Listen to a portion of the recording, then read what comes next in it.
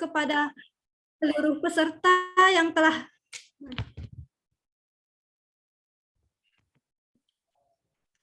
selamat bergabung, dan kami ucapkan kepada seluruh peserta yang telah hadir di acara Zoom meeting pada sore hari ini dalam rangka acara webinar nasional bertajuk Get to Know Investment for Beginner, Jumat 10 September 2021, yang diselenggarakan oleh Ten for Youth dan Peak Air Bangka Jakarta Selatan, yang disponsori oleh Ines Cosmetic.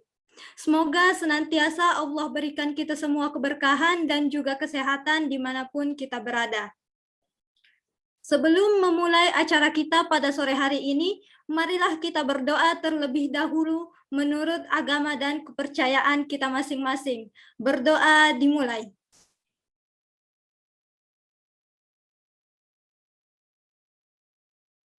Berdoa dicukupkan. Salam hangat dan semangat yang semangat tak hentinya saya sampaikan kepada teman-teman semua. Tapi sebelum itu perkenankan saya memperkenalkan diri terlebih dahulu. Saya Hasni selaku Sekretaris Divisi Ten for Youth Indonesia yang pada hari ini akan memandu berlangsungnya acara webinar pada hari ini. Nah, untuk mengawali kegiatan kita pada hari ini, marilah kita dengarkan sambutan dari Ketua Umum Ten for Youth, Kak Arya Saputra Ramadhani, selaku Ketua Pelaksana webinar pada hari ini. Kepada Kak Arya dipersilakan.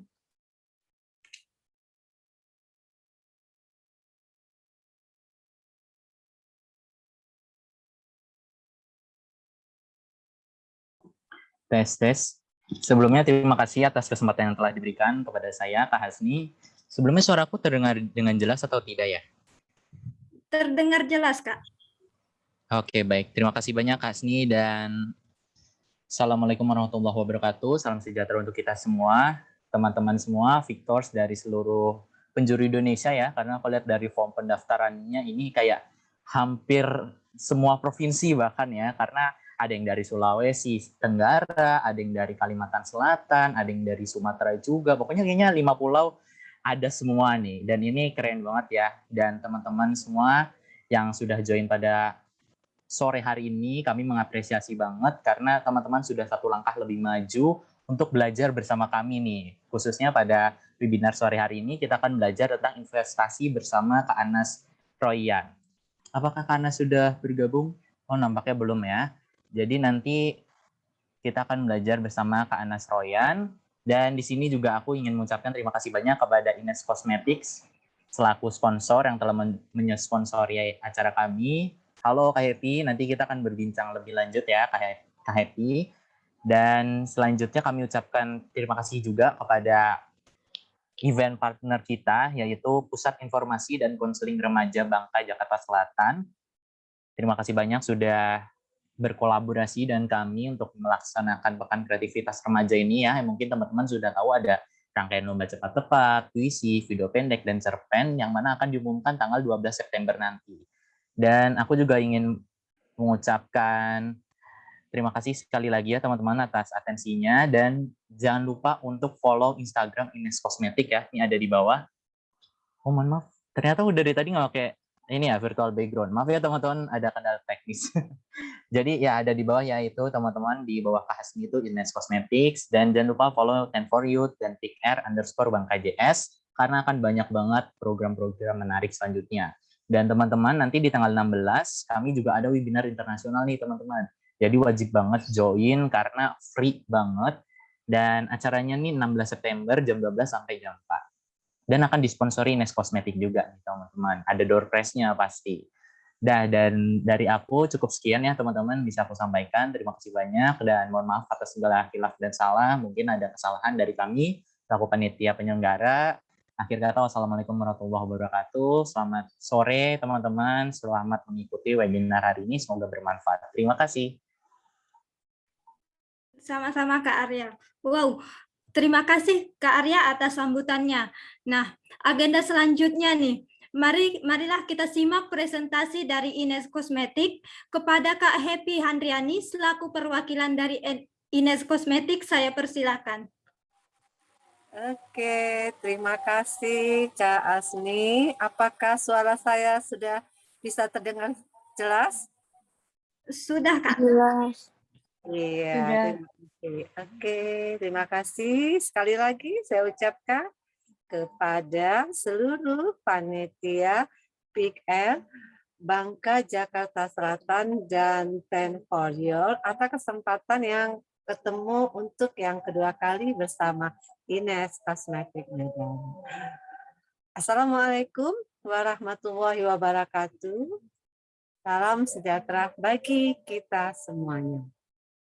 Perkenalkan, nama saya Happy. Saya dari perwakilan Ines Cosmetic Medan. Ines adalah brand lokal didirikan di Singosari, Malang, Jawa Timur. Tepatnya kita telah berdiri semenjak tahun 1998. Tentunya sudah 23 tahun di Indonesia. Adapun produk-produk kita ini telah mendapat izin dari BPOM serta mengantongi sertifikat MUI. Tentunya sudah halal. Nah, untuk peserta yang hadir di sini, Kakak akan membagikan voucher. Bisa di-share screen panitia vouchernya Ines. Nah, vouchernya Ines ini bisa, kalau panitia bisa di-share screen untuk vouchernya Ines. Nah, di sini ada vouchernya Ines. Akan kakak bagikan kepada semua yang hadir, yaitu bentuknya vouchernya ada item, yaitu untuk khusus yang berjerawat. Ya, di sini ada 6 item yang harus kalian kita ketahui, tapi tidak usah semuanya, yang disesuaikan dengan jenis kulit aja. Dan untuk maskara eyebrow ada 30 diskonnya. 2 item ini boleh kita koleksi ya, karena produk kita ini sangat bagus sekali untuk eyebrow alis. Dan untuk semua item bisa diskonnya 20%. Nah, di mana di masa pandemi ini kita kurang merawat wajah. Nah, Ines ada solusinya, merawat wajah di rumah saja. Yang tadi untuk berjerawat, mumpung ada diskon 30%, yaitu produknya bisa dipilih ya, ada pembersih, ada sabun, ada bedak jerawat, obat jerawat, dan tonernya juga untuk krim pagi jerawatnya. Yang ingin dandan cantik, jangan lupa eyebrow-nya alis Ines itu sangat menggampangkan sekali. Jadi tidak usah dicukur ataupun tidak susah. Jadi membuat alis kita lebih alami. Nah, untuk dekoratifnya kita juga banyak ya, dari variannya ada eyeshadow, blush on, dan lain-lain. Semuanya tertera ada di Ines. Disesuaikan dengan kita mau makeupnya yang natural kah atau makeup yang fresh.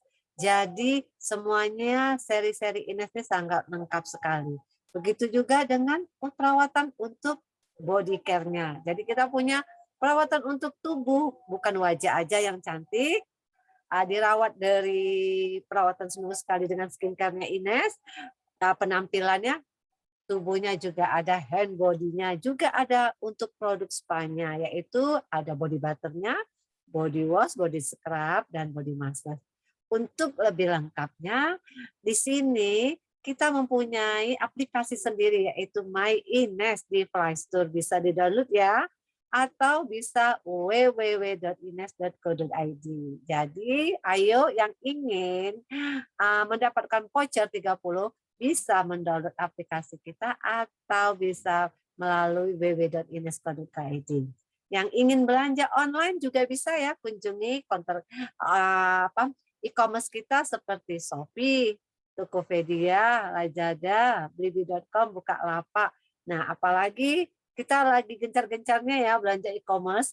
Ayo ya, buruan, di e-commerce kita telah tersedia. Juga yang ingin belanja langsung, kunjungi ya counter-counter yang ada di seluruh Indonesia. Tadi saya lihat juga pesertanya banyak di seluruh Indonesia. Tapi ingat, jaga protokol ya, kesehatan, karena pandemi masih ada. Selalu membawa hand sanitizer ya. Ingat, hand sanitizer itu penting loh, supaya tangan kita tetap bersih. Terus jangan lupa coba hand sanitizer-nya Ines. Selalu pakai masker dan cuci tangan dan menjaga jarak. Oke, demikianlah kata sambutan dari saya perwakilan Ines Kosmetik Medan. Semoga webinar di sore hari ini dan pematerinya saya ucapkan banyak terima kasih juga. Lupa tadi ya, yang mari kita ikut sama-sama. Semoga kita selalu diberi kesehatan dan kesuksesan, dan kakak sudahi. Wabillahi taufik wa hidayah. Assalamualaikum warahmatullahi wabarakatuh. Semoga kita selalu sehat dan salam sejahtera untuk kita semua. Terima kasih Kak Asni atas waktu dan kesempatan kepada saya dari Ines Kosmetik Medan. Wah, terima kasih kembali Kak. Wah, menarik banget ya teman-teman. Yang ingin order bisa di via Shopee atau bisa juga langsung kunjungi counter Ines Kosmetik, atau kalau enggak download aplikasi tadi. Menarik banget ya teman-teman. Nah, itulah tadi perwakilan dari Ines Kosmetik. Boleh kasih reaction-nya dong teman-teman. Menarik banget loh. Bagi yang mau perawatan itu silahkan diorder. Nah, baik, kita beralih ke agenda selanjutnya. Agenda selanjutnya yaitu marilah kita masuki acara inti, yaitu pemaparan materi. Nah, sebelum pemaparan materi, marilah kita sapa terlebih dahulu pemateri kita, yaitu Kak Anas. Apakah Kak Anas sudah bergabung? Ya, sepertinya Iya, udah. Selamat sore Kak, gimana kabarnya nih Kak? Baik. Yang Baik. nanya juga gimana kabarnya nih, Hasni? Alhamdulillah baik Kak. Nah, baik. Langsung saja kita ke acara yang ditunggu-tunggu nih, yaitu pemaparan materi dari narasumber hebat kita ya, yang akan dipandu langsung oleh moderator kita yang sangat luar biasa, yaitu Kak Tania Florentina, Ketua Divisi Keuangan Ten for Youth Indonesia. Baik, tanpa berlama-lama lagi, kepada Kak Tania saya persilakan.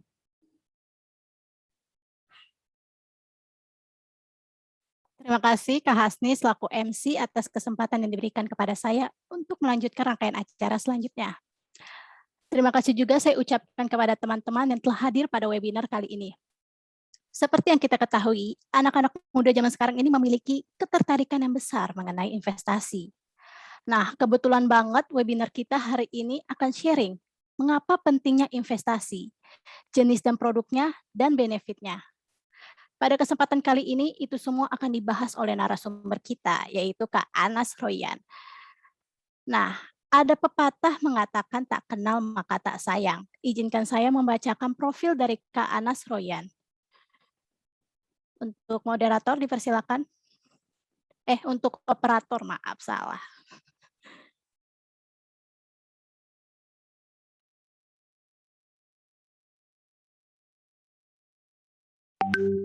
Oke, baik. Kak Anas Royan ini adalah seorang investor muda yang juga seorang founder dari Melek Saham ID. Kak Anas ini mengenyam pendidikan di Universitas Islam Negeri Syarif Hidayatullah Jakarta dan memiliki berbagai pengalaman. Salah satunya pengalamannya adalah menjadi guru dan pada waktu Juli sampai Agustus 2019.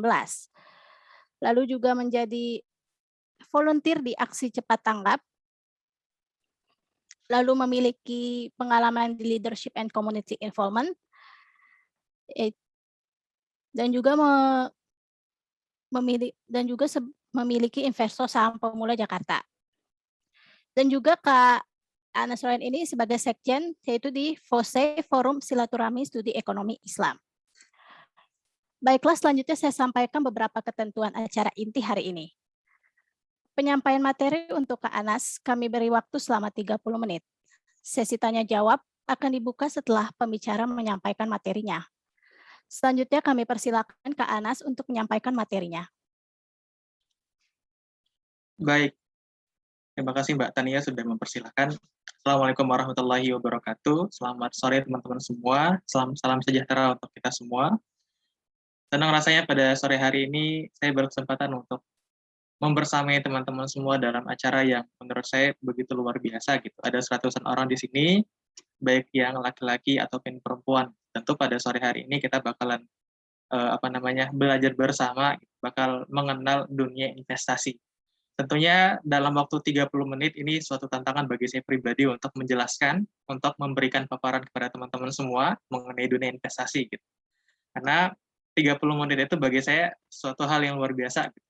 Karena kalau di kampus itu kami belajar investasi 1 semester dan 1 semester pun rasanya nggak cukup gitu. Artinya ya mudah-mudahan 30 menit ini sebagai kalau boleh dibilang sebagai awalan aja gitu, sebagai pemantik untuk kemudian teman-teman sekalian sehabis ini mungkin barangkali bisa baca buku atau mungkin untuk lebih mengenal dunia investasi lebih lanjut. Karena bagi saya pribadi belajar investasi itu bukan hanya 30 menit tapi belajar investasi itu seumur hidup gitu. Karena investasi itu sebuah praktek, ada kalanya untung, ada kalanya rugi gitu. Itu hal tersebut harus dijalani setiap hari, hal tersebut harus kita pelajari setiap saat. Oke, itu untuk awalan. Sebelumnya saya izin untuk share screen sebentar.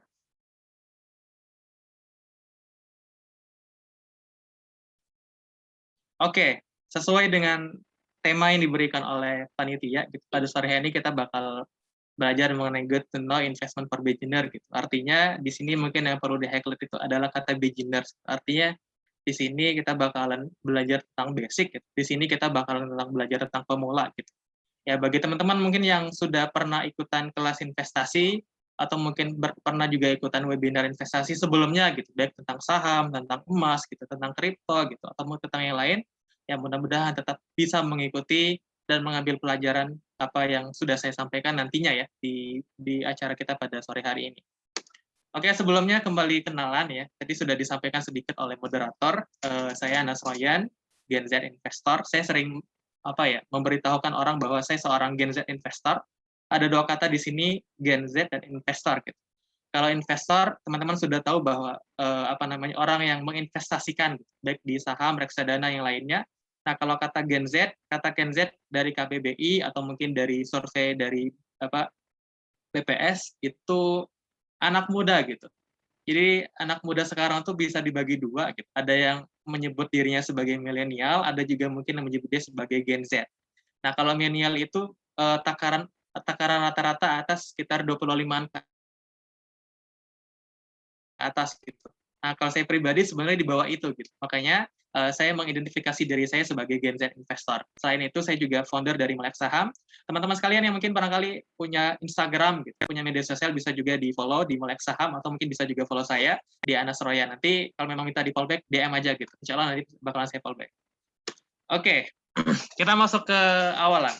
Barangkali kalau kita ngomongin investasi, nggak lengkap rasanya kalau misal kita nggak mulai dari awal. Gitu. Mulai dari mana? Ya mulai dari definisi. Gitu. Ya tentu, apa sih investasi? Gitu. Nah, teman-teman sekalian, investasi itu secara sederhananya adalah mengelola aset atau harta. Gitu. Sehingga aset atau harta tersebut dapat memberikan hasil di kemudian hari. Gitu. Jadi ibaratnya teman-teman sekalian punya harta, gimana caranya harta tersebut itu bukan stagnan, gitu. Tapi harta tersebut justru memberikan hartanya lagi. Gitu.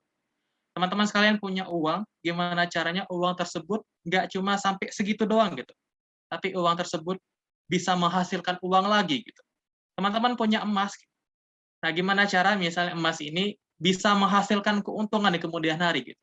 Nah itulah yang kita sebut dengan investasi gitu. Jadi sesuai dengan definisinya, jadi investasi itu adalah mengelola aset atau harta sehingga harta atau aset tersebut dapat memberikan hasil di kemudian hari. Jadi ada kata memberikan hasil di kemudian hari. Artinya hasil ini bukan pada saat ini, tapi hasil itu di masa mendatang gitu. Ini artinya buat persiapan masa panjang, buat persiapan masa depan. Itu mungkin yang perlu di-highlight. Itu untuk definisi dari investasi. Nah, sebelumnya saya minta bantuan juga dengan moderator. Saya butuh beberapa orang volunteer gitu. Atau mungkin barangkali nanti teman-teman bisa juga mengangkat tangan gitu. Bisa juga menjadi orang yang menjawab. Nah, di sini ada 2 kasus ya. Ada 2 studi kasus. Yang pertama itu pasar. Gitu. Yang kedua tahun 2000-an. Nah, anggaplah misalnya orang ini gitu, laki-laki ini ayahmu, gitu, bapakmu, papamu gitu. Nah, kira-kira saat papamu, saat atau mungkin bapakmu, saat mungkin orang tuamu gitu, tahun 2000-an dahulu, masa lampau, sekitar 20 tahun yang lalu, datang ke pasar gitu. Datang ke pasar pakai duit 50.000. Nah, kira-kira dapat apa? Ini mungkin yang boleh jawab, yang mau jawab mungkin, atau mungkin dari moderator bisa untuk menunjuk siapa yang kira-kira mau untuk menjawab, biar kita lebih sedikit interaktif. Ini untuk yang mau menjawab bisa tulis di kolom chat atau enggak, kalau mau bisa ngomong langsung juga.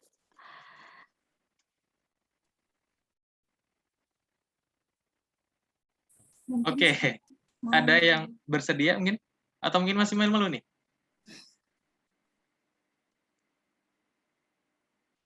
Ya. Oke, kalau nggak ada mungkin biar saya jawab ya. Jadi teman-teman sekalian, dulu tahun 2000-an, 50.000 itu kita dapat apa? Jadi kalau kita berangan-angan gitu, kembali ke masa lalu tahun 2000-an, 20 tahun yang sebelumnya, 50.000 itu biasanya dapat telur, bisa dapat mie gitu, bisa dapat bawang, cabai, bisa dapat ikan. Nah, artinya 50.000 tahun 2000-an itu gitu. Kalau kita pergi ke pasar minimal kalau kita bawa tas belanja gitu, isinya penuh. Gitu. Nah, pertanyaan gitu. Pada tahun 2021, kalau semisal kasusnya sama gitu, tahunnya juga itu tahunnya aja yang beda, 20 tahun yang akan mendatang gitu. Artinya hari ini tahun 2021. Kalau kita ke pasar dengan duit yang sama, 50.000 dapat apa? Ini mungkin kembali bertanya dia. Barangkali mungkin teman-teman ada yang mau menjawab. Atau mungkin Mbak Tania gitu. Mau coba untuk menjawab. 50.000 dapat apa ya? Mungkin skincare. Oke. Itu. Jadi teman-teman sekalian, yang mau saya highlight pada hari ini itu di awal adalah ternyata dalam kasus yang sama gitu, duit yang sama, puluhan yang akan mendatang gitu. Ternyata duit kita itu bukannya sama, tapi berkurang. Gitu. Jadi kalau tahun 2000-an, barangkali tadi Mbak Tania bilang dapat skincare. Ya mungkin kalau tahun 2000-an skincare-nya ada, pupur, bedak segala macam, mungkin bisa juga ditambah dengan sayur-sayuran, ikan segala macam. Nah tahun 2021 gitu, 50.000 ternyata cuma dapat skincare doang gitu.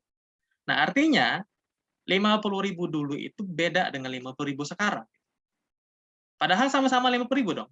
Jadi duit kita itu 50.000, walaupun misalnya beda-beda bentuk ya, walaupun misalnya beda-beda warna atau beda-beda jenis tokohnya ya, di uang tersebut, 50.000 gitu. Tahun 2000-an dengan tahun 2021 ternyata beda gitu. Padahal sama-sama 50.000. Nah, kenapa dia beda? Karena ada yang namanya inflasi. Jadi inilah harus teman-teman ketahui gitu. Jadi inflasi itu adalah kenaikan suatu proses harga-harga secara umum dan terus-menerus gitu, atau secara kontinu. Yang secara tidak langsung itu menurunkan nilai uang kita secara terus-menerus gitu. Inilah alasan kenapa tahun 2000-an 50.000 itu beda dengan tahun 2021. Karena kenapa? Karena ada investasi, maksudnya karena ada inflasi gitu. Ini bisa teman-teman lihat data dari inflasi. Saya ambil dari BPS tahun 2010 sampai 2020 gitu. Nah, ini inflasi terjadi setiap tahun. Ada yang tahunnya 2010 6%, kemudian tahunnya 2013 8%, tahunnya 2014 8%, sampai 2020 1,68% gitu. Artinya setiap tahun itu bakalan ada inflasi. Jadi setiap tahun bakalan ada kenaikan-kenaikan harga yang itu secara tidak langsung membuat nilai uang kita itu secara terus-menerus menjadi turun. Inilah yang tadi yang saya bilang, menjawab dan menjelaskan kenapa tahun 2000-an kalau kita pergi ke pasar dengan duit 50.000 gitu. Ibu kita, bapak kita gitu, keluarga kita kalau pergi ke pasar dengan duit 50.000 itu dapatnya banyak banget gitu. Dapat makanan, dapat sayur menyayur gitu, dapat ikan, atau misalnya dapat apa lagi. Nah, kalau tahun 2001 gitu, paling-paling kalau ke pasar nanti dapat telur, dapat sayur menyayur gitu. Paling itu doang gitu. Artinya memang di sini gitu. Yang perlu ditekankan bahwa pada saat ini itu kita sedang menghadapi setiap tahun ada yang namanya inflasi. Nah, tadi kalau kita sudah ngomongin inflasi, sekarang saya mau ingat lagi masa-masa saya SD. Jadi masa-masa saya SD itu saya dapat dicekokin oleh Dewan Guru, oleh Ibu Guru, dengan quotes yang begini, gitu. Rajin menabung, pangkal kaya. Ada yang sepakat dengan quotes ini mungkin barangkali? Ya, ada yang sepakat dari pesertanya? Enggak, Kak. Kenapa tuh? Ya, Kak. Oke, tadi yang nggak sepakat, bisa dijelasin kenapa alasannya? Menurut saya, rajin menabung pangkal kaya tuh, apa ya, namanya, kalau misalkan kita nabung sendiri, nggak nabung di saham tuh, malah keuangan kita jumlahnya sama, tapi dalam ininya menurun gitu. Oke, terima kasih. Ada lagi mungkin yang mau menjawab atau mungkin sepakat? Boleh juga gitu. Ini nggak ada yang salah atau nggak ada yang benar gitu. Pengen tahu pendapatnya dari teman-teman semua aja. Tadi sepertinya ada yang ngomong satu lagi. Ya, jangan malu-malu. Ada? Oke. Oke, benar apa yang tadi dikatakan oleh Mbak tadi. Jadi teman-teman sekalian, kalau kalian paham dengan konsep inflasi yang tadi sebelum saya jelaskan, ternyata rajin menabung itu nggak pangkal kaya gitu. Selama ini kita terus dicekokin oleh ibu guru gitu. SD misalnya kita diajarkan kos begini, rajin menabung pangkal kaya, ternyata enggak juga gitu. Kenapa enggak juga? Karena justru nilai uang kita itu, kalau misal kita punya tabungan 1 juta gitu, di tahun 2000, kemudian tabungan kita itu masih 1 juta di tahun 2021 gitu. Nilainya sama, 1 juta. Tapi secara nilai intrinsik gitu, itu justru bukan 1 juta, tapi menurun. Karena kenapa? Karena tadi ada namanya inflasi. Nah, inilah yang pengen saya jelaskan pada hari ini gitu, yaitu investasi. Jadi teman-teman sekalian, salah satu cara untuk kita bisa berlawanan gitu, bisa melawan yang namanya inflasi tadi adalah dengan cara investasi, bukan menabung gitu. Nah, ini ada data dari yang saya cari, tapi datanya sampai 2016, mohon maaf belum diupdate. Jadi di sini ada tabungan, ada emas, ada deposito, ada obligasi negara, ada saham. Jadi ini beberapa jenis tabungan ataupun investasi gitu. Nah, kalau dilihat ya, teman-teman sekalian bisa lihat yang paling rendah gitu. Yang paling rendah itu tabungan. Jadi kalau teman-teman nabung tahun 2006 gitu, sampai dengan tahun 2016, ternyata tabungan itu kalaupun naik nggak banyak. Nah, coba bedakan dengan yang mana? Yang lain gitu, emas, deposito, obligasi negara, dan saham. Jadi kalau teman-teman lihat kurvanya gitu, lihat apa namanya grafiknya, justru yang lain itu yang membuat ini menjadi lebih baik gitu. Ini membuat duit kita itu menjadi lebih gitu. Membuat kita lebih bertumbuh secara keuangannya gitu.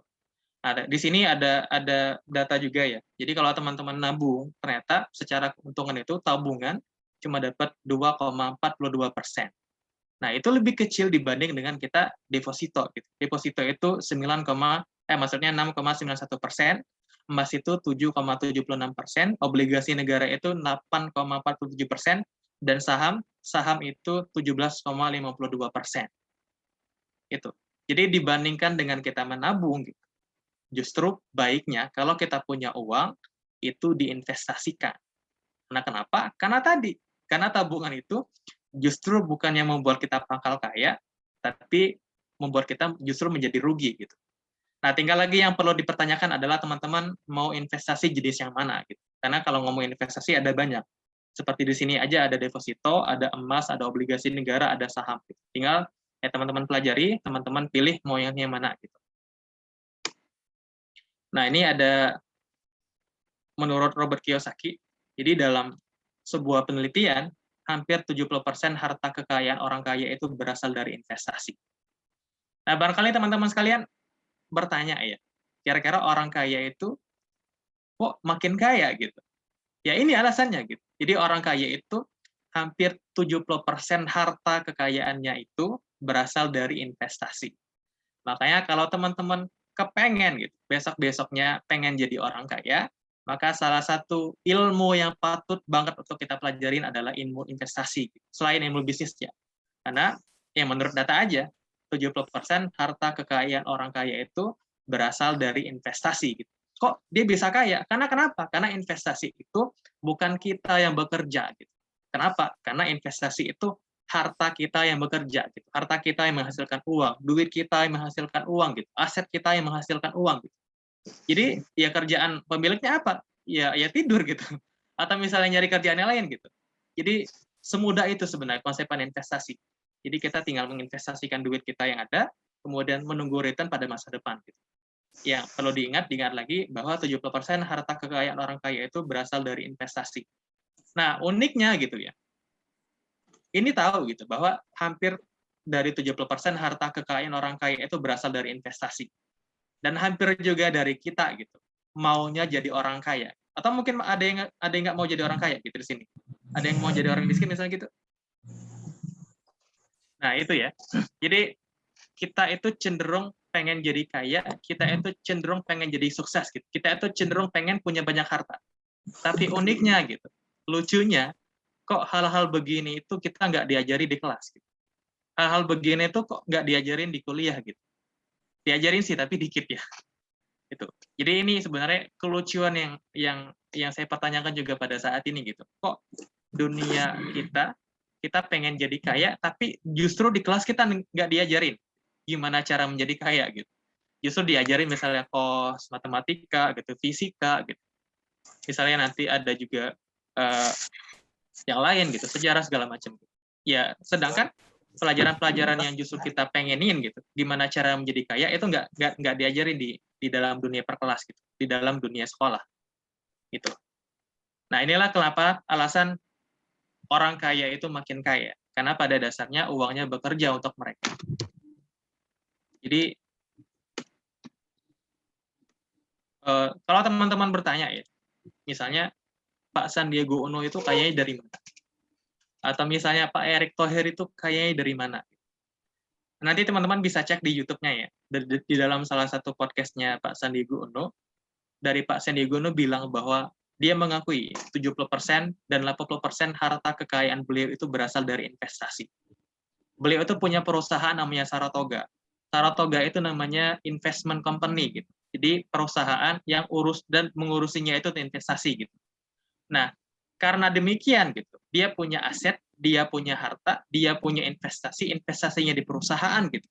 Jadi setiap ada keuntungan, ya dia bakalan dapat itu gitu. Makanya ini yang tadi sekali lagi saya ulang, saya highlight bahwa pada dasarnya orang kaya itu kenapa makin kaya? Karena pada dasarnya uangnya bekerja untuk mereka gitu. Jadi mereka bukan bekerja untuk uang gitu. Ini yang perlu kita garis bawahi ya. Karena pada saat ini orang kaya itu pada dasarnya bekerjanya bukan cuma untuk bekerja gitu. Tapi justru ada asetnya yang bekerja untuk dia gitu. Nah, ini yang mungkin teman-teman sekalian harus perhatikan gimana caranya ke depan, teman-teman sekalian bukan hanya bekerja gitu, tapi gimana caranya aset kita, gimana caranya uang kita justru yang bekerja untuk kita. Ini yang menarik untuk kita pelajari. Nah, tadi seperti yang di awal disampaikan bahwa kalau kita ngomongin investasi, sebenarnya ada banyak nih.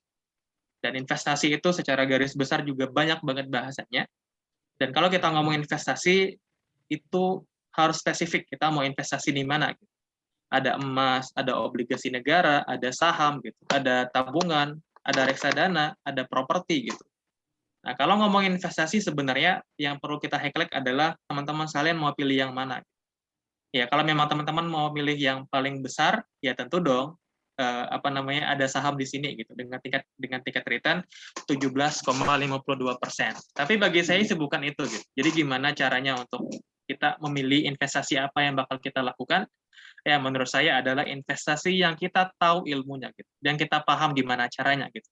Bodoh amat misalnya saham itu return-nya sampai 18% per tahun misalnya. Keuntungannya lebih besar daripada yang lain. Tapi karena saham kita nggak tahu gitu, kita nggak paham, gitu. Ilmunya nggak ada gitu. Ya bagi saya pribadi bodoh amat gitu, walaupun sahamnya gede gitu. Ya bagi saya nggak mau untuk investasi di saham karena saya nggak paham gitu.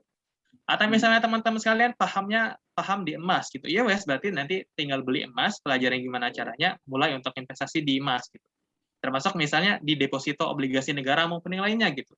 Atau misalnya mau yang paling simpel lagi, misalnya di properti, di tanah gitu. Ya teman-teman sekalian yang punya duit besar gitu, 20 juta, kemudian ratusan juta gitu, itu bisa untuk beli tanah, kemudian dijadiin aset, itu dijadiin investasi gitu.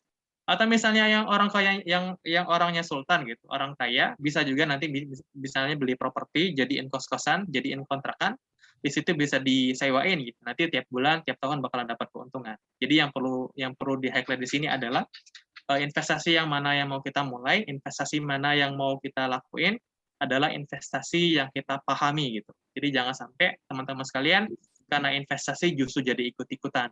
Karena kalau kita sampai ikut-ikutan, justru nantinya membuat kita bukannya malah untung, tapi malah rugi gitu. Bukannya malah untung, tapi malah buntung. Nah, kalau saya pribadi sebenarnya kalau ditanya kakak lebih prepare yang mana, saya lebih kepada saham. Bukan karena keuntungan besar ya, itu salah satunya sebenarnya. Tapi saya pribadi sebenarnya lebih memahami saham dibanding yang lain. Gitu. Nah, mengapa saham? Ya, di sini setidaknya ada 3 hal yang pengen saya jelasin. Yang pertama itu mudah, yang kedua itu terjangkau, yang ketiga itu menguntungkan. Mudah. Kenapa saham itu dibilang mudah gitu? Jadi teman-teman sekalian, investasi saham itu cukup lewat dari smartphone. Investasi saham itu cukup dari laptop gitu. Jadi kita tinggal buka laptop, nanti ada instrumennya, ada aplikasinya, gitu. Nah, dibanding misalnya teman-teman sekalian pengen beli rumah ya, atau misalnya teman-teman sekalian pengen beli obligasi gitu. Menurut saya lebih sulit dibanding yang lain gitu. Nah, saham nanti tinggal daftar, buka rekening sahamnya, pilih sekuritasnya gitu. Nanti sambil rebahan pun sebenarnya teman-teman bisa untuk investasi saham gitu. Misalnya sambil mohon maaf boker gitu, misalnya di WC. Itu juga bisa gitu, sambil buka aplikasinya, sambil buka HP gitu, main-main, lihat-lihat chat segala macam gitu. Dibanding misalnya yang lain gitu. Jadi dengan sistem teknologi sekarang, dengan kecanggihan dari internet sekarang, itu saham justru lebih dipermudah dari yang lain gitu. Itu ya, itu yang pertama. Nah, yang kedua, saham itu kenapa saya pilih adalah terjangkau. Jadi adik-adik sekalian, kalau kita pengen investasi di properti, setidaknya kita butuh ratusan juta. Kalau kita pengen investasi di tanah, itu setidaknya juga hampir sama. Kita butuh ratusan juta. Nah, khususnya bagi anak-anak muda yang belum ada penghasilan, atau barangkali teman-teman yang baru fresh graduate, yang baru ada penghasilan sedikit, itu bagi saya pribadi bakalan susah gitu. Kita nggak bakalan mulai investasinya.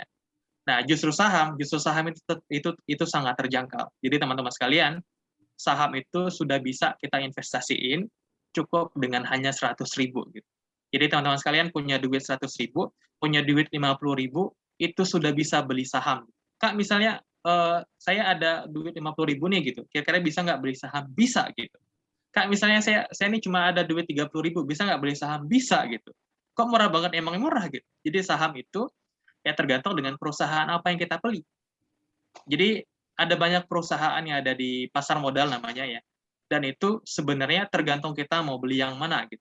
Nah, transaksi di pasar modal, transaksi saham itu minimal banget 1 lot saham. 1 lot saham itu artinya dengan 100 lembar perusahaan.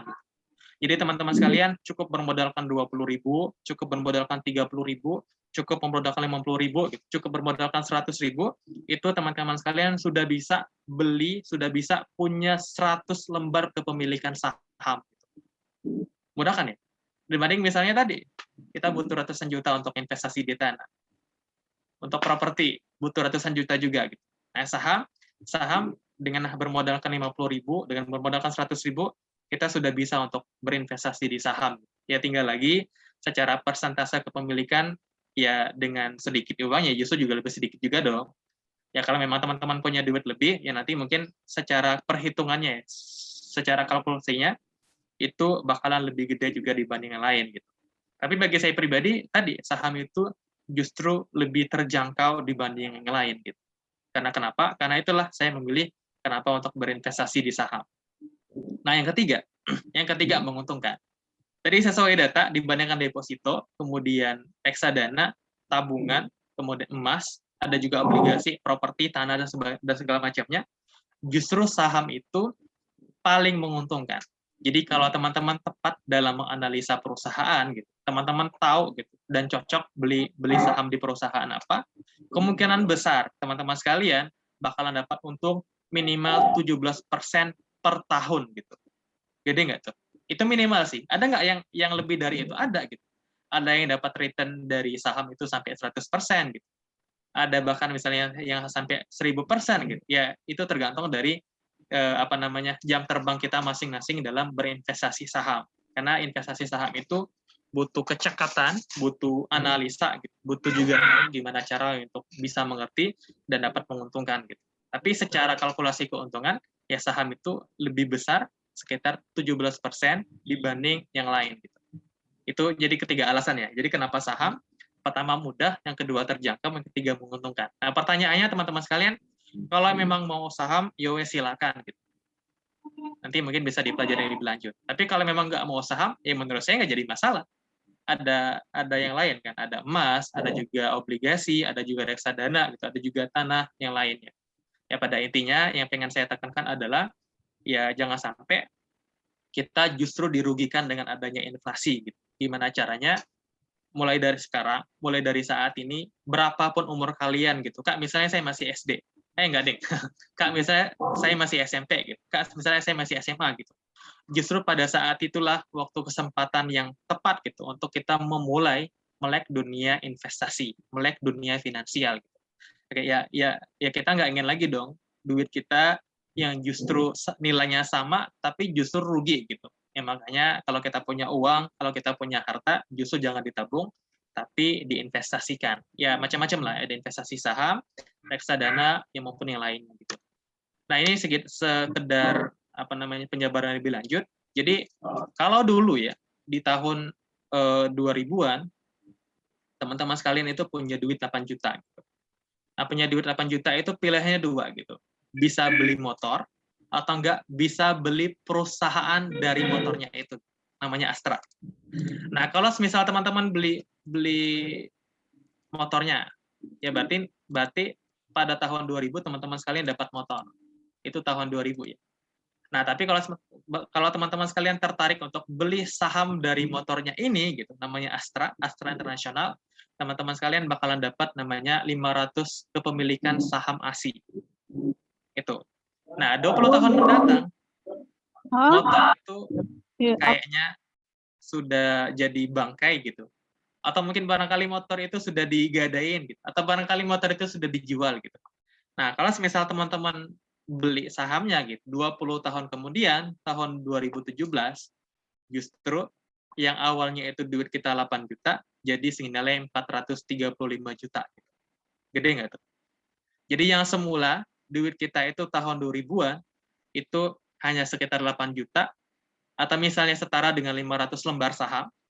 Nah, kemudian pada tahun 2017 gitu, 500 lembar saham itu bukannya seharga 8 juta gitu, tapi seharga 435 juta gitu. Bukan lagi senilai motor gitu, tapi sudah senilai mobil CR-V gitu. Nah, inilah kenapa secara keuntungan saham itu cocok untuk jadi instrumen investasi gitu. Jadi teman-teman sekalian yang sudah kepikiran pengen berumah tangga gitu, yang teman-teman sekalian sudah kepikiran untuk biayain hidup anaknya gitu, yang sudah kepikiran untuk biaya pendidiknya gitu. Besok-besok nih sekolah bakalan mahal gitu. Sekarang aja misalnya sudah sampai 30 juta gitu. Gimana besok-besoknya gitu. Nah, salah satu yang tepat itu adalah bukan ditabung tapi justru diinvestasikan. Jadi setiap tahun ketika punya gaji disisihkan gitu. Bukan disisahkan ya, disisihkan untuk investasi gitu. Setiap bulan disisihkan untuk investasi gitu. Jadi kita rutin investasi, bukan rutin nabung gitu. Nah, nantinya besok-besok justru apa yang tadi kita investasikan itu namanya bakal ada namanya compounding ya, bakalan berefek, bakalan terus meningkat gitu sampai akhirnya meningkat terus sampai akhirnya investasi itu kita berbuah gitu. Investasi kita itu semakin membanyak gitu. Ya kenapa tadi gitu. Ini juga salah satu cara agar duit kita itu nggak kena namanya inflasi. Itu aja. Nah, ini mungkin slide terakhir sebelum saya tutup. Gimana cara mulainya gitu. Jadi sebenarnya simpelnya dua. Pertama itu harus tahu dulu ilmunya, minimal basicnya. Yang kedua itu harus banget praktek. Nah, kebanyakan orang gitu. Ini saya ngisi di seminar manapun, saya menjelaskan kepada siapapun, ke teman-teman saya juga gitu. Umumnya orang-orang sekalian kalau sudah tahu minimal banget pada hari ini mengenai investasi gitu, besok-besoknya dia nggak bakalan praktek. Itu sama aja gitu. Ya kalau teman-teman tahu ilmunya gitu, tapi nggak bakal praktek, nggak bakal mendapatkan namanya manfaatnya. Gitu. Nah makanya teman-teman sekalian, kalau misal kalian sudah paham pada hari ini minimal basicnya, segeralah untuk praktek. Gitu. Buka YouTube, buka podcast, follow IG edukasi investasi, kemudian follow dari influencer yang sering bahas investasi gitu. Pelajarin gimana cara mulainya, cobalah mulainya gitu. Ya, mudah-mudahan dengan kita mulainya itu, inilah salah satu cara kita untuk menuju namanya financial freedom gitu.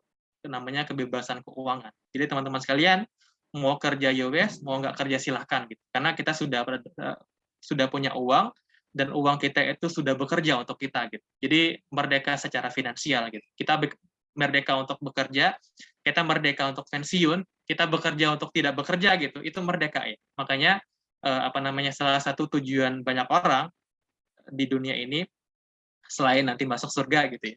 Ya salah satunya itu adalah gimana caranya kita bisa namanya financial freedom, kebebasan dari sisi finansial. Ya barangkali mungkin itu aja yang dapat saya sampaikan di 30 menit ini.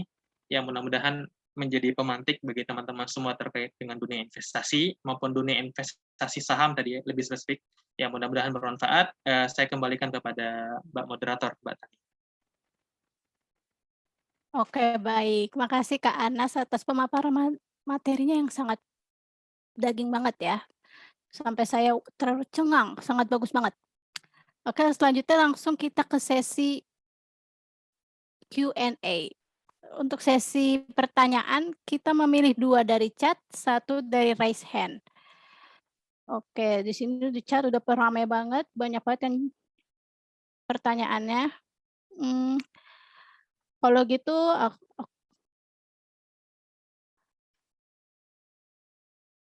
oke baik. Untuk penanya pertama yaitu saya bacakan dari Dea. Izin bertanya Kak, bagaimana cara analisis yang efektif sebelum membeli saham agar dapat meningkatkan hasil sahamnya nanti? Untuk Kak Anas, dipersilakan untuk menjawab. Oke, ya terima kasih untuk pertanyaannya. Ini sebenarnya sepertinya yang bertanya sudah agak sedikit paham gitu. Ya, alhamdulillah lah. Jadi teman-teman sekalian, sebelum kita untuk memilih dan berinvestasi saham, ada namanya menganalisa gitu. Ya sederhananya gini loh. HP gitu. Biasanya sebelum kita beli HP itu kita analisa dulu nih, kameranya bagus apa enggak, atau misalnya RAM-nya bagus apa enggak gitu. Berapa giga nanti memorinya gitu, memori internal. Nah, sama gitu, sama dengan kita beli saham. Gitu. Beli saham juga harusnya kita menganalisa. Gitu. Kita harus tahu dulu nih yang kita butuhkan itu yang seperti apa. Jangan sampai nanti misalnya teman-teman sekalian beli saham itu karena misalnya nggak ada alasan gitu. Senang aja beli saham. Atau misalnya teman-teman sekalian beli saham karena perusahaannya bagus Kak, namanya gitu. Misalnya PT Aku Cinta Kamu, misalnya ya. Atau misalnya yang lainnya gitu. Jadi itu alasan-alasan yang bagi saya pribadi nggak mendasar gitu. Ya kita beli HP aja itu punya alasan gitu. Atau misalnya kita beli baju aja nih gitu. Misalnya saya beli baju yang begini. Kan punya alasan. Nah masa kita beli perusahaan, kita beli saham gitu. Kita beli untuk kita investasikan di masa mendatang, justru nggak kita analisa dulu dong. Nah, di dalam dunia investasi saham itu ada namanya 2 analisa ya. Nah, pertama itu analisa teknikal, yang kedua itu analisa fundamental. Nah, kalau analisa fundamental itu adalah analisa dari fundamentalnya gitu. Dari si perusahaannya. Misalnya ada namanya saham TLKM. Itu kode sahamnya. Nah, saham TLKM itu dari perusahaan namanya Telkom. Nah, analisa fundamental itu bagaimana? Analisa fundamental itu adalah kita lihat nih, kira-kira perusahaan Telkom itu bagaimana? Gimana bisnisnya? Siapa komisarisnya? Siapa direkturnya gitu? Gimana bisnis modelnya gitu? Gimana laporan keuangannya? Kira-kira nih perusahaan punya rugi apa enggak gitu? Gimana perusahaan ini misalnya selama 5 tahun ke depan untungnya berapa sih gitu? Atau jangan sampai misalnya perusahaan ini selama 10 tahun ke depan misalnya dari tahun 2010 sampai 2021, bukannya menguntungkan banyak aset, bukannya menguntungkan cuan, tapi justru perusahaan ini rugi. Gitu. Nah, hal-hal demikian itu yang perlu diperhatikan ketika kita memilih sebuah perusahaan berdasarkan fundamental. Jadi ibarat kata, kita beli saham itu sama dengan beli perusahaan. Kalau semisal tadi ya, kita beli sahamnya Telkom, Telkom itu misalnya komisarisnya misalnya salah satunya Pak Enal Kasali misalnya. Terus bisnis modelnya bagus-bagus Kak. Dia menguasai dari telekomunikasi gitu. Hampir semua rakyat Indonesia itu menjagokan Telkom kalau untuk urusan data atau misalnya kalau untuk urusan sinyal gitu. Dan Telkom juga misalnya jadi salah satu perusahaan yang bakal mendapatkan 5G gitu. Terus secara laporan keuangan, perusahaan Telkom ini secara 5 tahun ke depan, dari tahun misal 2015 sampai 2021, itu untung gitu. Nah, artinya perusahaan ini itu ke depan bakalan lebih baik gitu. Kita tahu nih, oh perusahaan ini setiap tahun untung gitu, nggak rugi gitu. Nah, itu namanya analisa dari fundamental. Kalau misal teman-teman lihat dan teman-teman analisa, oh ternyata perusahaan ini bagus gitu, bakalan untung ke depan, cabangnya misalnya banyak gitu. Nah, nantinya teman-teman sekalian silakan untuk pilih saham itu. Justru kalau misal teman-teman nggak pilih saham itu misalnya karena jelek, itu bagus gitu. Itu ya. Jadi analisa fundamental itu ibarat kata kita beli perusahaannya. Itu untuk fundamental. Nah, kalau untuk teknikal ada yang kedua selain dari fundamental. Kalau analisa teknikal itu dengan analisa namanya chart. Dengan analisa namanya grafik. Jadi nanti di dalam aplikasi sahamnya itu nanti pergerakan harga itu bakal digambarkan secara grafik. Nanti bakal ada beberapa grafik. Salah satunya itu candlestick namanya. Nah, teman-teman sekalian, harga hari ini, harga kemarinnya lagi, harga minggu kemarinnya lagi gitu, harga 1 bulan yang lalu gitu, harga 10 tahun yang lalu gitu, itu ada, itu direkam gitu di aplikasi itu gitu. Nah, kita menganalisanya itu dari chart-chartnya tadi gitu. Kita menganalisa itu dari grafik-grafiknya tadi gitu. Nanti di situ ada indikator-indikatornya gitu. Nanti di situ ada cara ngebaca grafiknya gitu.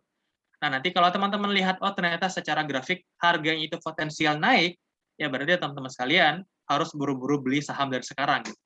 Nah, umumnya kalau untuk analisa fundamental itu dipakai orang untuk investasi. Jadi secara investasi mereka jangka panjang, 5 tahun, 10 tahun, sampai misalnya 10 tahun mendatang.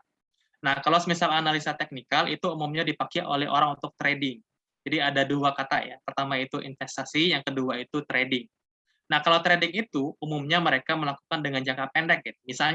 Misalnya saya hari ini beli saham Telkom.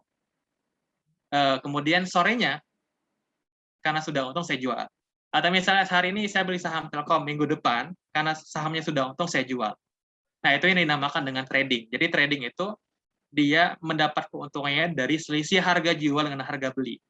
Kalau misal kita beli di harga 50.000 gitu, kemudian saham kita naik ke angka 100.000 gitu, karena sudah melihat, oh ternyata kita sudah untung 50.000, ya wes berarti ini tak jual gitu, biar dapat untung 50.000. Nah itu ya, jadi ada analisa fundamental, ada analisa teknikal. Begitu Mbak kurang lebih untuk jawabannya. Mudah-mudahan terjawab. Oke, untuk pertanyaan kedua nih, ada dari Kak Anita Galda. Kenapa sih Kak banyak orang yang tahu saham itu sangat menjamin, tetapi banyak juga yang ragu untuk memulai? Cara mengatasinya bagaimana Kak? Untuk Kak Anas silakan. Oke, jadi kenapa ada stigma demikian gitu? Mungkin salah satunya ya, ada yang kita kenal dengan namanya high risk high return. Jadi saham itu apa namanya identik banget dengan kata itu gitu, high risk high return. Return-nya tinggi, untungnya tinggi, tapi resikonya juga tinggi gitu. Jadi kalau teman-teman bertanya, ada nggak orang yang kaya dari saham? Banyak gitu. Ada Pak Sandiaga Uno, ada namanya Warren Buffett. Warren Buffett itu salah satu orang terkaya di dunia gitu. Ada Elon Musk, banyak lah ya. Nah, tapi ada nggak sih, kalau kita bertanya, Kak, ada nggak orang yang miskin gara-gara saham? Ada gitu. Karena kenapa? Karena tadi. Jadi saham itu bisa bikin kita kaya, tapi bisa juga bikin kita miskin. Karena ada resikonya.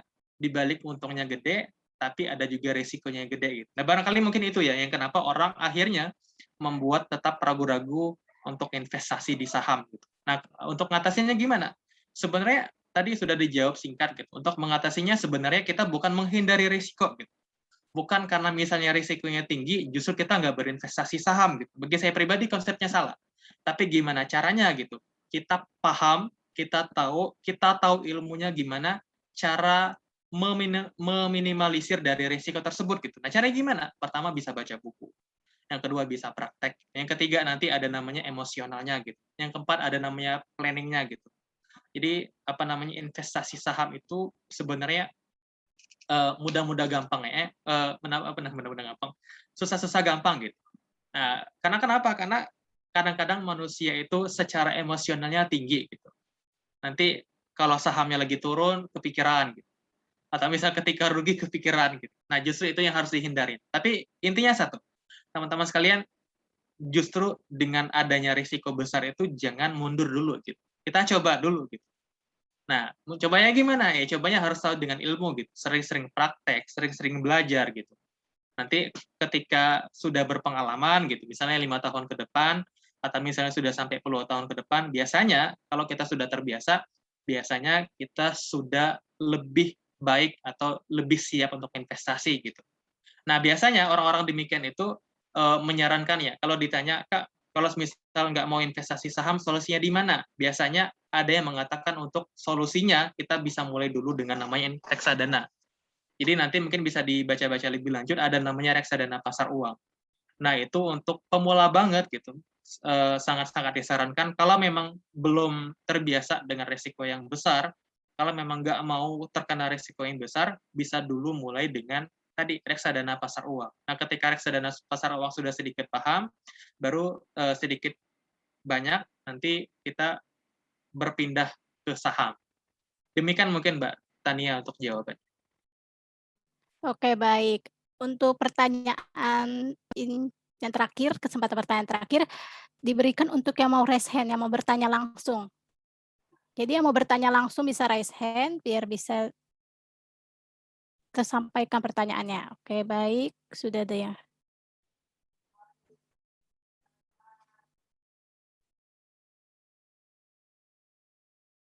Oke, udah ada 3 nih.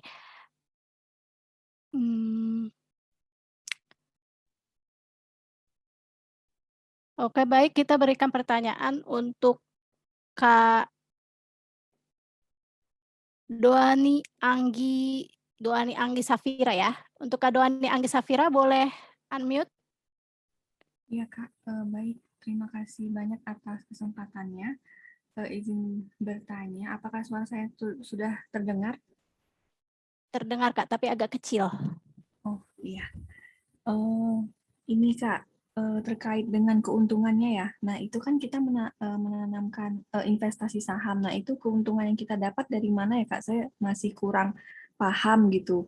Apakah dari modal yang kita tanamkan di perusahaan tersebut atau seperti apa? Kemudian terkait dengan kerugian itu seperti apa ya kerugiannya? Apakah bisa sampai modal kita habis atau gimana ya Kak? Terima kasih. Oke, baik Kak, boleh dijawab. Oke, ini pertanyaan menarik. Jadi tadi kita sudah ngomongin saham, juga sudah ngomongin keuntungannya, ini menarik ya, gimana keuntungan lebih lanjut dan gimana kerugiannya. Jadi teman-teman sekalian, keuntungan saham itu ada 2. Yang pertama itu ada yang kita sebut dengan dividen, yang kedua itu ada yang kita sebut dengan namanya capital gain. Nah, dividen itu sederhananya gitu. Sederhananya kita bakalan dapat untung kalau misal perusahaannya untung. Kayak kasusnya tadi, misalnya saya punya saham di Telkom. Nah, kalau misal Telkom pada tahun 2021 untungnya 100 triliun gitu. Nah, karena sebagai seorang investor yang punya kepemilikan saham di saham Telkom, artinya saya berhak untuk kebagian untung dari saham Telkom. Gitu. Jadi semakin besar untung dari perusahaan, ya kemungkinan besar kita juga bakal dapat untung yang besar gitu. Umumnya dividen itu dibagikan selama 1 sampai 2 kali dalam setahun gitu. Nanti ada namanya rapat umum pemegang saham. Nah, yang kedua, selain dividen itu ada namanya capital gain. Jadi capital gain itu seperti yang tadi saya jelaskan, itu selisih kita beli dan kita jual. Jadi kalau semisal di awal kita punya duit 5 juta, gitu.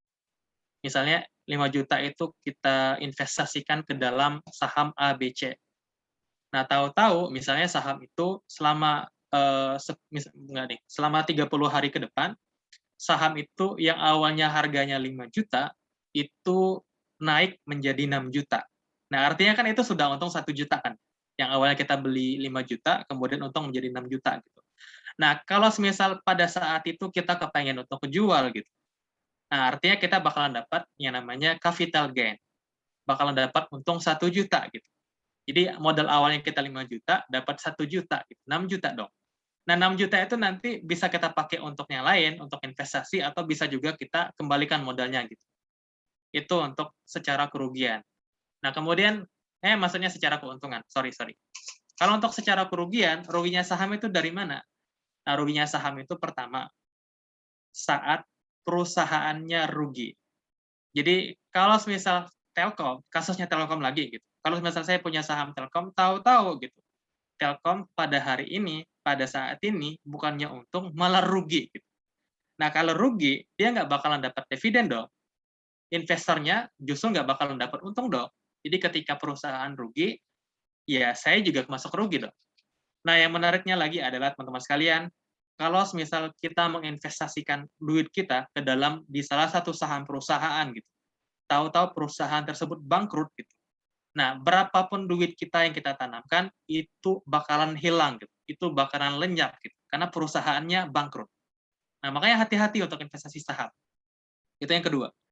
Nah, yang ketiga, kerugian saham itu bisa juga didapat dari turunnya harga saham. Yang perlu teman-teman ketahui adalah harga saham itu namanya volatilitas, fluktuatif. Pergerakan saham itu liar. Jadi bisa saja misalnya harga saham Telkom pada hari ini itu 100.000. Tahu-tahu misalnya 5 menit kemudian harga Telkom itu turun jadi 95.000. Tahu-tahu misalnya 10 menit kemudian harga saham itu naik lagi misalnya menjadi 100.000 gitu.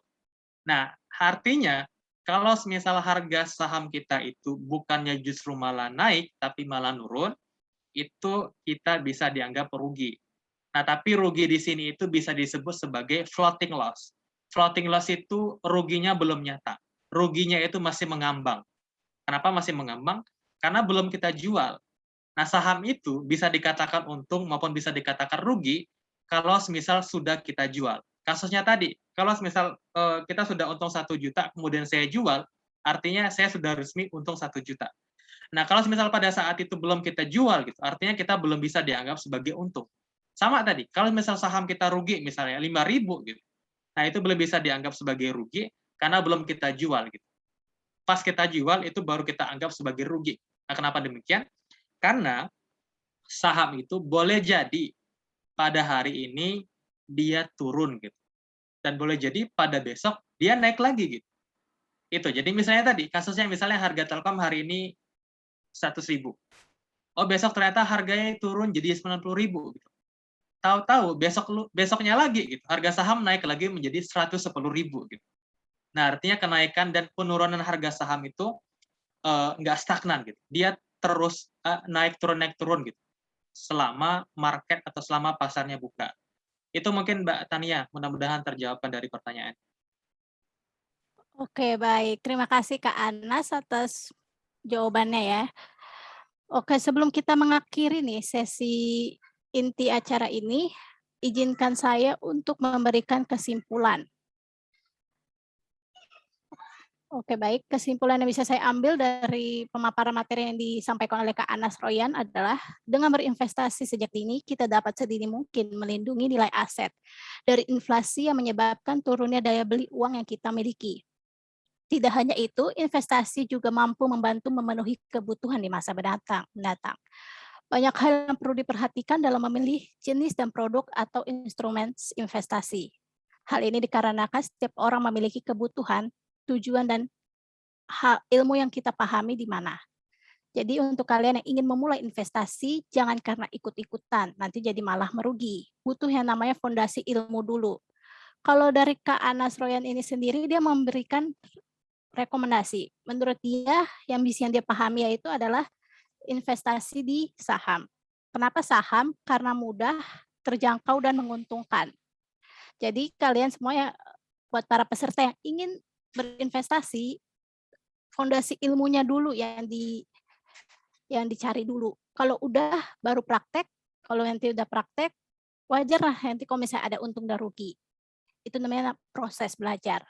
Sama seperti saham juga berproses. Oke. Itu adalah kesimpulan yang bisa saya berikan untuk hari ini.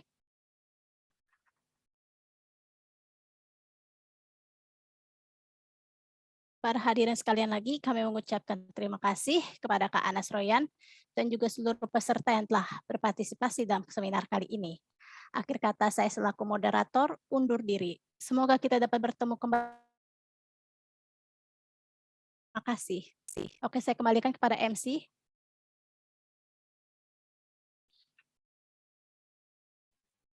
Baik, terima kasih kepada narasumber yang telah menyampaikan paparan materinya yang sangat luar biasa tadi. Dan terima kasih pula kepada moderator yang telah memandu acara kita pada sore hari ini. Wah, menarik dan seru sekali ya pemaparan materi dari Kak Ana Surayan tadi. Nah, kita beralih ke agenda selanjutnya nih. Agenda yang tentunya tidak kalah menarik, tidak kalah seru dari yang tadi, akan tetapi sekaligus menegangkan, yaitu door prize. Kasih reaction-nya dong, teman-teman. Baik, jadi door prize ini diberikan kepada 2 peserta yang beruntung.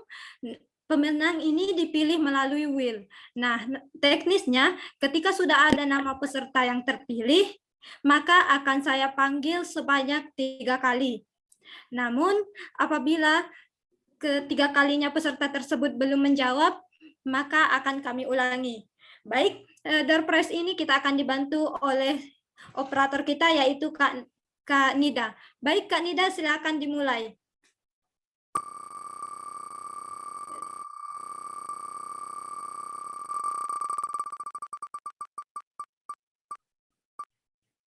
Ya, pada deg-degan kan teman-teman?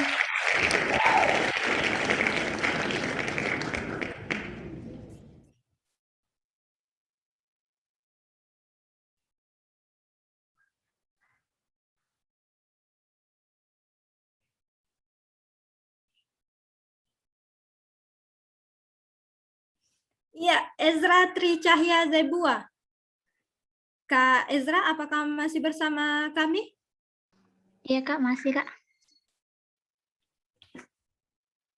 Ya, Kak Ezra, apakah masih bersama kami?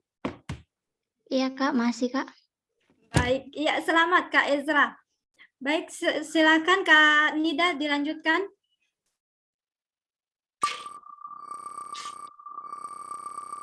Ya, pemenang kedua, siapakah yang beruntung? Hanifa. Ayo, silakan sebut nama masing-masing.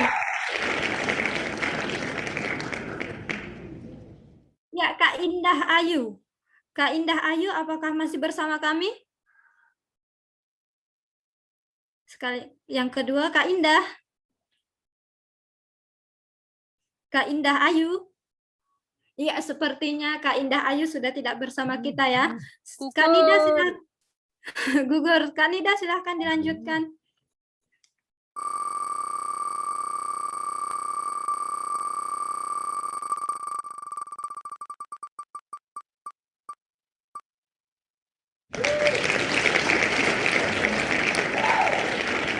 Kak Tommy Irsadi. Kak Tommy Irsadi, apakah masih bersama kami? Iya, Kak. Iya, selamat kepada Kak Tommy Irsadi. Nah, baik teman-teman, mohon maaf ya karena untuk door prize-nya pada hari ini ditujukan kepada 2 orang yang beruntung saja. Selamat kepada Kak Ezra dan Kak Tommy. Untuk selanjutnya akan dihubungi pihak panitia. Ya, terima kasih Kak Nida atas bantuannya. Selanjutnya yaitu sesi selanjutnya yaitu sesi dokumentasi yang akan dibantu oleh operator. Kepada Kak Nida, silahkan Kak. Baik.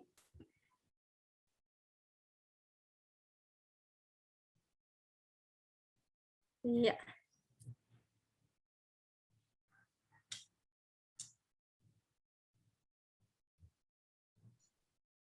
Baik, untuk Ini mulai dari yang slide pertama ya.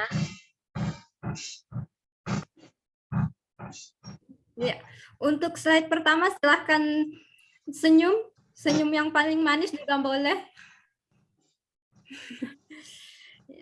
Untuk slide pertama, ya untuk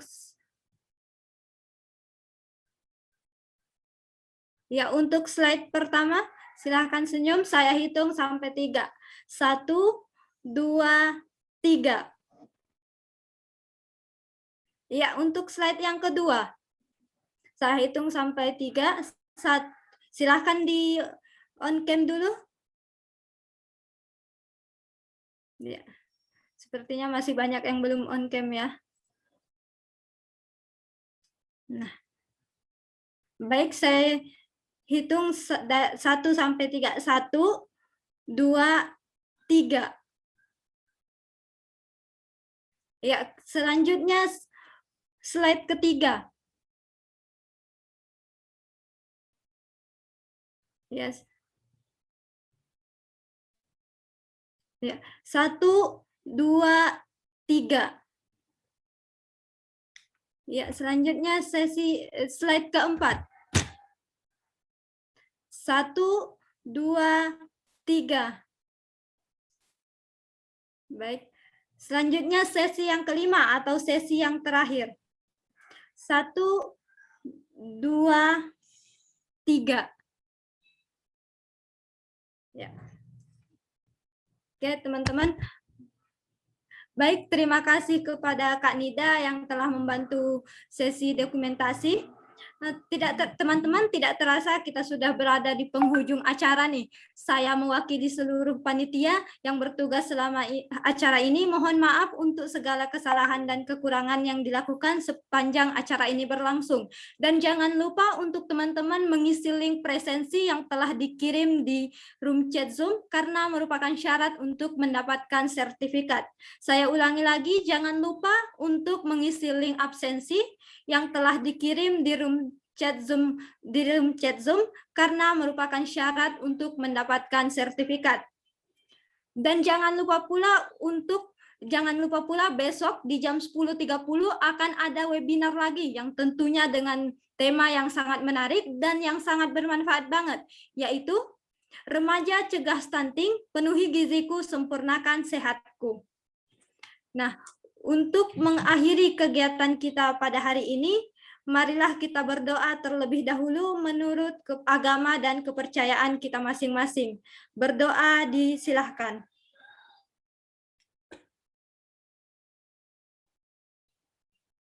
Berdoa dicukupkan. Baik, sebagai penutup saya, pada hari ini saya ada pantun untuk teman-teman semua. Pergi ke warung membeli ciki, belinya lebih dari 1. Cukup di sini pertemuan kita, sampai jumpa di lain waktu. Saya Hasni, pamit undur diri dan terima kasih teman-teman. Jangan lupa ya, besok ada webinar lagi di jam 10.30. Jangan lupa ya teman-teman, temanya menarik banget loh.